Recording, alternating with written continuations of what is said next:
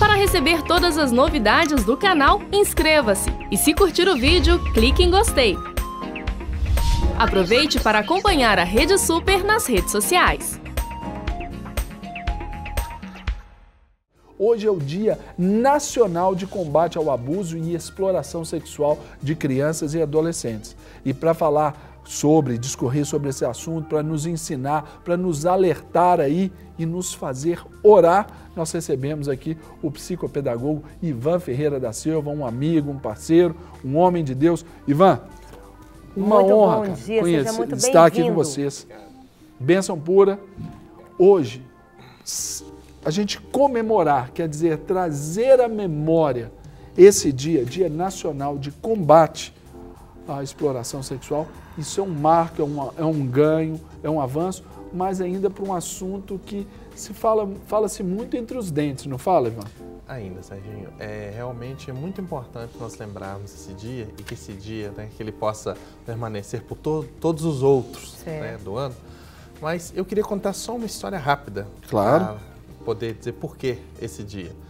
Em 1973, na cidade de Vitória, uma menina de 8 anos chamada Araceli, ela foi encontrada exatamente no dia 18 de maio, aquela data.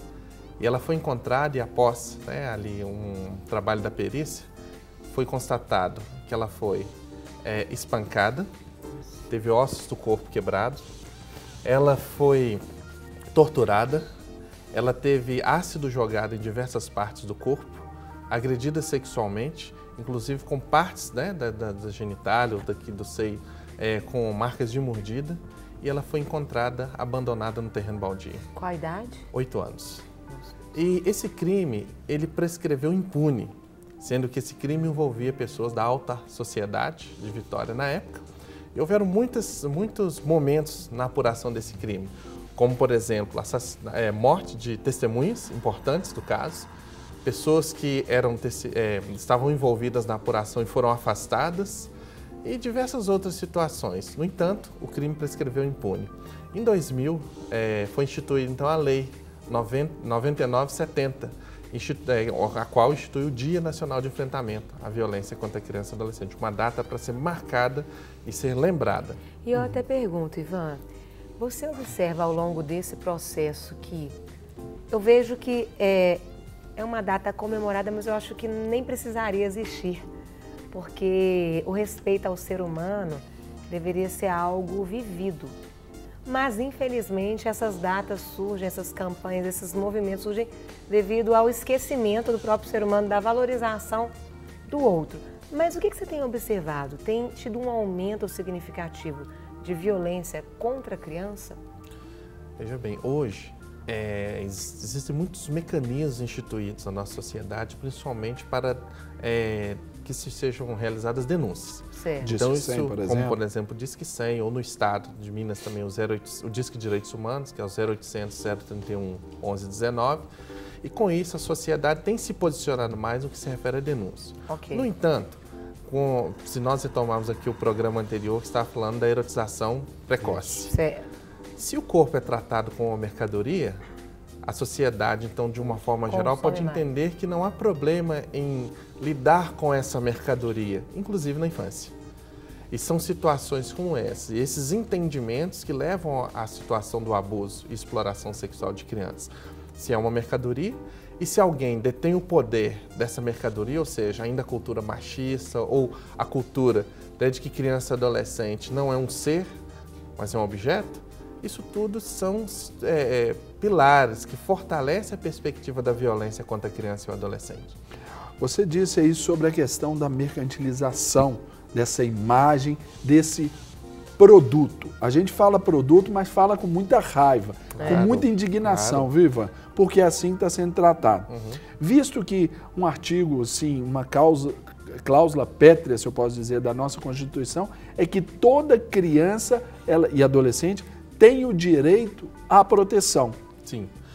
Falta, na sua opinião, para que hoje, indo na mão aqui que a Carol pegou aqui, existe hoje ou não existe fiscalização nisso, Ivan? Nós temos dois problemas. E eu quero chegar também na questão da impunidade. Sim. Porque você citou esse caso aí, talvez, como um 73, precursor, né? E tudo, 73, foi em 73, né? 73. Ou seja, o ano seguinte eu nasceria, então tem 40 e poucos anos aí, 42 anos que vem essa luta. E foi que você falasse também sobre a questão da impunidade. Sim, vamos pensar primeiro duas questões importantes. Quando você fala, né, nesse sentido de responsabilização, ou vamos pensar até no atendimento, nós temos um problema que é de estruturação do sistema de garantia de direitos e de proteção à criança e adolescente. O Estatuto da Criança e Adolescente, agora em julho, comemora suas bodas de prata, 25 anos, mas se você pensar, 25 anos de Estatuto, que é a lei maior de proteção à criança e adolescente do Brasil, ainda existem conselhos tutelares no Brasil que faltam equipamentos, falta estrutura e condição de trabalho. Aí existe poucas delegacias de proteção à criança e adolescente, especializadas, que são aquelas referências especializadas na apuração e desenvolvimento dos casos. E nós estamos falando aí de 25 anos de estruturação de uma política de proteção à criança. Você coloca um marco de 43 anos para cá, 43 anos, né? 42 anos, né? 42. Já foram 17, então, de defasagem para se estabelecer o ECA, o Estatuto da Criança e do Adolescente. Então, nós já saímos, já largamos atrasado, com 17 anos, depois de um caso tão violento, tão chocante como esse, 17. E 25 ainda é algo que está caminhando, ainda é um bebê de 25 anos. E ainda apresentando muitos desafios. Então, um aspecto é esse, nós precisamos investir ainda mais nas estruturas de promoção e proteção da criança e adolescente no Brasil. Avançou-se muito, né, nas estruturas tanto de atendimento, tanto de proteção, mas percebemos que, em face à demanda, em face à real situação da criança e as vulnerabilidades que ela ainda enfrenta, ainda falta muito esse caminhar. O outro aspecto, quando você fala aí, né, da cláusula pétrea, eu queria destacar que, além de estruturação, nós temos que pensar na conscientização. Antes de pensar, né, Carol, antes de pensar num atendimento, uma estrutura de atendimento, eu tenho que pensar a minha responsabilidade como pessoa na proteção da criança. Se eu entendo que a minha responsabilidade como pessoa, como cidadão, é essa que é a primeira, antes de pensar numa estrutura de atendimento, eu protejo a criança em qualquer lugar, em qualquer situação. Independe do que eu faço, da minha atuação profissional, da minha atuação social. Então, essa perspectiva da conscientização também é muito importante.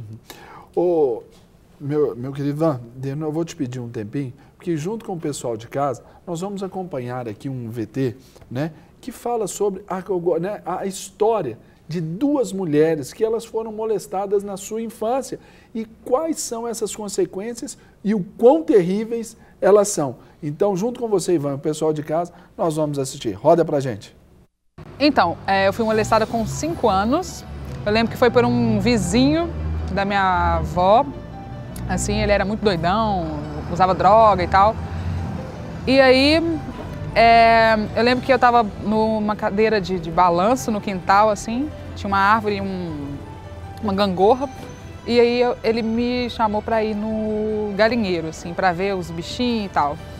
E aí, eu lembro naquele momento que aconteceu, assim. Eu não me lembro de muita coisa disso, não, mas eu lembro que rolou toque, pediu algumas coisas e foi isso que aconteceu, assim. E se foi alguma coisa mais, eu não me lembro, mas eu acho que sim, né?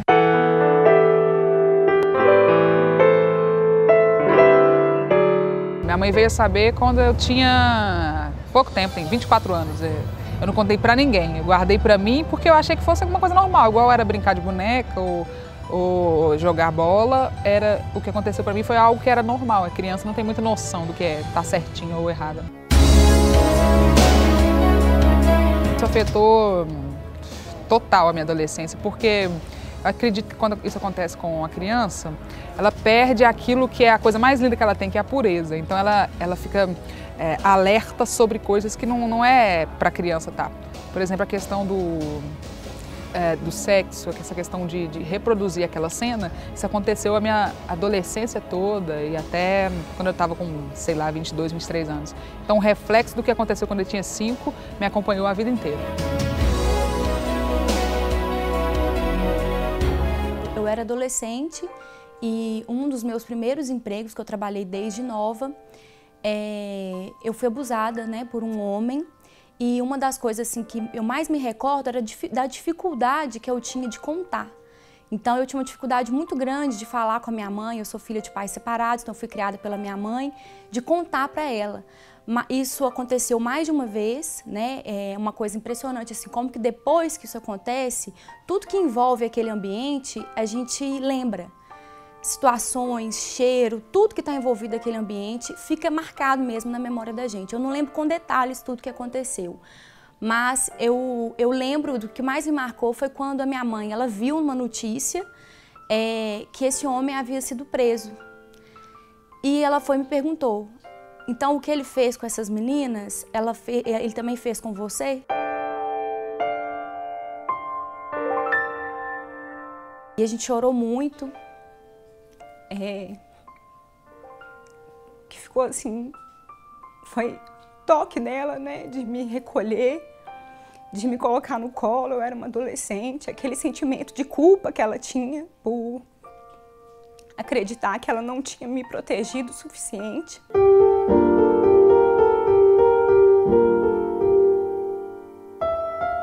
É uma marca que ficou em mim, ficou na minha mãe e ficou na minha família.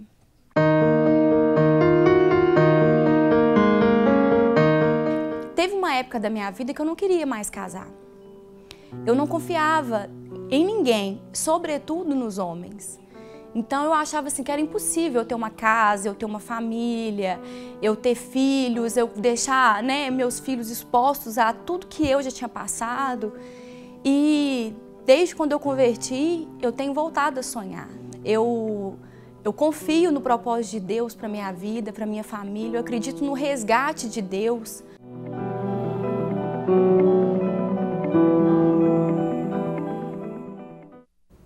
Gente, muito interessante. E o que eu acho muito interessante, assim, muito marcante, né, tanto da Priscila quanto da Thalita, é poder falar, compartilhar e ver que qualquer pessoa, isso pode acontecer com uma pessoa. Mas eu queria até perguntar, doutor Ivan, onde há o maior índice de abusos contra as crianças? Qual é o ambiente onde acontece esse maior índice de abuso? Carol, é até assim um pouco triste falar que acontece dentro de casa. Dentro de casa. A família, que deveria ser a referência, ou A deve ser a referência de né? proteção, de cuidado, é a que mais viola direitos das crianças e adolescentes. Seja na perspectiva da agressão física, agressão psicológica, ao abuso sexual, então a família. E no que se refere, né, especificamente à questão do abuso sexual, né, pai, padrasto, homem, isso é muito triste, é muito... Fica melindroso esse tratamento, não fica? Sim, sim, muito delicado. Porque é dentro de casa, Serginho, você trabalha com família. E a família, onde tem que ser o cerne da proteção, às vezes é ali onde tem maior índice de problemas com relação a isso. Sim, e quanto maior o vínculo que essa criança ou adolescente que foi vítima de uma agressão, ela tem com o agressor, e quanto mais intenso o tipo de agressão cometida, isso dificulta mais o processo de reestruturação, reabilitação e pode trazer maiores danos para a criança ou para o adolescente, né, que foi essa vítima de violência. No caso delas, são coisas que marcaram. Uma tinha 5 anos, marcou até 20 e tantos. Como que isso marca, e determinou, né? ali comportamento, isso. Determinou um monte de coisa ali na vida delas, sim, né? Claro. Sim, isso exige todo um trabalho, né? No caso, quando já ocorre, né, o abuso. Mas nós também temos que pensar que a própria família e a sociedade também pode trabalhar de forma preventiva, de maneira a fortalecer a criança e o adolescente, para que eles saibam como lidar com situações de exposição, porque as crianças estão expostas. Isso. Né? Eu volto um pouco, como uma das formas de exposição, como foi apresentada aqui anteriormente, a questão da erotização. É preciso que os pais ou os responsáveis pelas crianças e adolescentes sejam mais cuidadosos com a educação dos filhos. E um dos aspectos é esse, o que as crianças assistem, o que é proporcionado para elas a nível de educação, de ensino. Você me mostrou, porque com a repercussão do caso aqui, que hoje nós falamos sobre a erotização, já te mandaram um vídeo falando sobre, nós falando da MC Melody, falando ali daquele comportamento sexual erótico ali daquela menina. Mas também, paralelamente, você recebeu de um outro MC mirim aí, né? Vilãozinho. Vilãozinho. E interessante, né? Faixa etária. Ele parece que tem, não falava, mas parece que tem cerca de 7 anos pelo tamanho. Né? E uma música onde ele tem uma dança muito sensual, com mulheres sensuais, né? Também. Adultas, inclusive. Adultas, né? Envolvidas. Pulando uma etapa da vida dele. Pulando uma etapa, que é um caso de responsabilização, inclusive, aí dos pais. Né? Criminalização, não?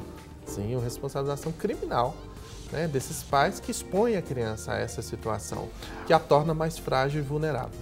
Como sociedade, por exemplo, Bruno, eu acho que é importante a gente ressaltar isso aqui para o nosso telespectador. Nos números aqui, né, dessas denúncias sobre a exploração e abuso sexual de criança e adolescente, cerca de 74% ali, que foi o campeão de denúncias, foi por negligência. 49% violência psicológica, 43% de violência física e 25% de violência sexual e 8,9% de outras. Isso aqui dentro dos montantes, isso aqui foram aquelas que apareceram com maior número, né, Ivan? Comenta isso pra gente, por favor. O que é a negligência? Onde que a sociedade entra nesse aspecto da negligência para ajudar aquela família que está em risco, uma situação de risco?